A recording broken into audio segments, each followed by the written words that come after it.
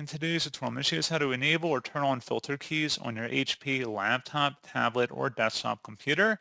So this should hopefully be a pretty straightforward process here, guys. And without further ado, let's go ahead and jump straight into it. So all you have to do is open up the search menu and type in settings. Best result, you come back with settings here. Go ahead and open that up. On the left panel, you want to select where it says accessibility.